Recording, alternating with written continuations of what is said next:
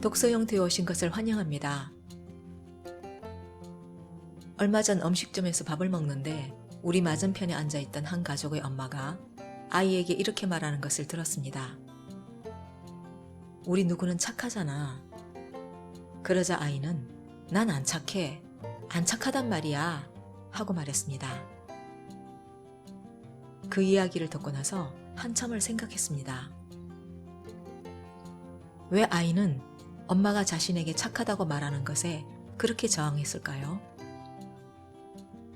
양철북에서 출판한 하임 기누트가 쓴 부모와 아이 사이에 나오는 에피소드를 한번 보겠습니다. 한 가족이 추수감사절 주말에 자동차로 피츠버그에서 뉴욕으로 가고 있었습니다. 6살 된 에이버는 뒤에 앉아 있었고 어린 동생은 앞좌석 엄마 아빠 사이에 앉아 있었습니다. 엄마는 뒤에 앉아 있는 아이가 조용히 무엇인가를 생각하고 있는 모습이 꼭 천사 같다는 생각을 했습니다. 엄마는 아이를 칭찬해 줘야 되겠다고 생각했습니다. 자동차가 링컨 터널에 막 들어섰을 때 엄마는 아이에게 이렇게 말했습니다. 에이번, 너 참 착하구나. 그렇게 얌전하다니. 정말 훌륭해. 그런데 말입니다. 잠시 후 아이는 자동차의 잿더리를 빼내서 부모에게 마구 뿌려댔습니다. 담뱃재와 꽁초가 마치 폭탄처럼 쏟아졌습니다. 터널 속에서 차는 밀리고 숨이 막힐 것만 같았습니다. 조금 전에 그렇게 칭찬했는데도 이런 못된 일을 저질러 버리다니. 엄마는 아이가 죽도록 믿고 화가 치밀어 올랐습니다. 몇 주일 지난 뒤 아이는 자신이 그때 그렇게 말썽을 피운 까닭을 말해주었습니다. 그는 뒷좌석에 앉아서 어떻게 하면 앞자리 엄마와 아빠 사이에 앉아있는 어린 동생을 없애버릴 수 있을까 하는 생각을 줄곧 하고 있었던 것입니다. 그때 문득 아이는 만일 잭나이프로 가족이 타고 있는 자동차의 한복판을 쫙 갈라버린다면 자신과 부모는 안전할 것이고 동생은 두토막이 날 거라는 생각을 하게 되었습니다. 막 이런 생각을 하고 있는데 엄마가 착하다고 칭찬을 하자 아이는 죄책감을 느꼈습니다. 자신은 칭찬을 받을 만큼 착한 아이가 아니라는 사실을 보여줘야만 한다고 생각했습니다. 그래서 재터리가 차 안에서 쏟아져 내리는 일이 순식간에 벌어졌던 것입니다. 아이들은 가족들에 대해서 스스로가 생각해도 불편하고 죄책감이 느껴지는 무서운 생각을 문득문득 합니다. 잔소리하는 엄마가 사라져 버렸으면 생각할 때도 있고 자신을 졸졸 쫓아다니며 귀찮게 하는 동생이 없어져 버렸으면 생각할 때도 있습니다.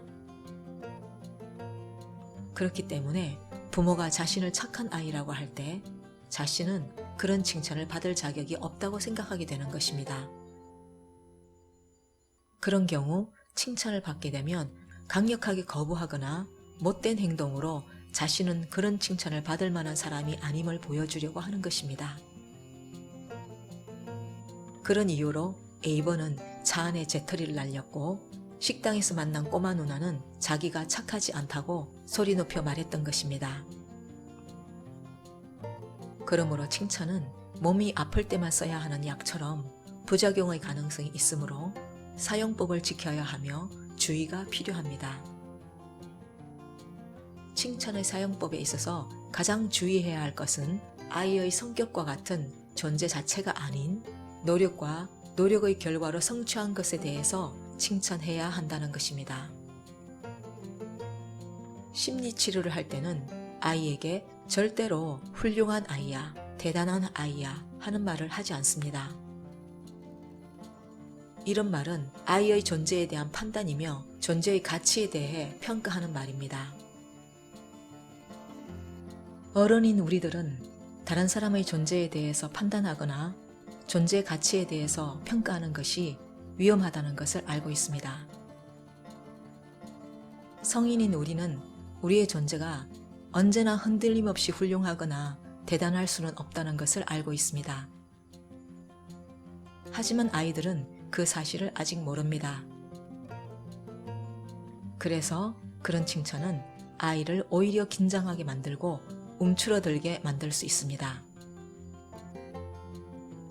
또한 착하다, 훌륭하다, 대단하다와 같은 칭찬은 아이들을 칭찬과 인기에 목매이게 하고 타인의 판단에 의존하게 하여 자율성 발달을 저해할 수도 있습니다.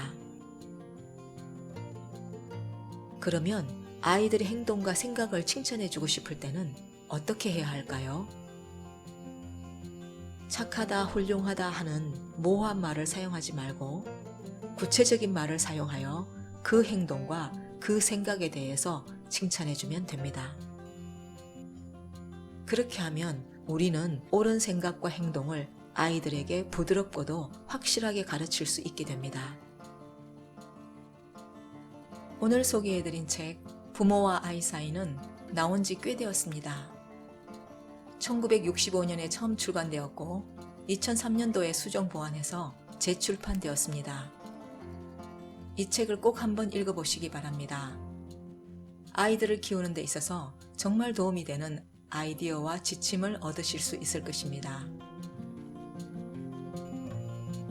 오늘은 여기서 이야기를 맺겠습니다. 독서 영토에 와주신 모든 분들께 감사드립니다.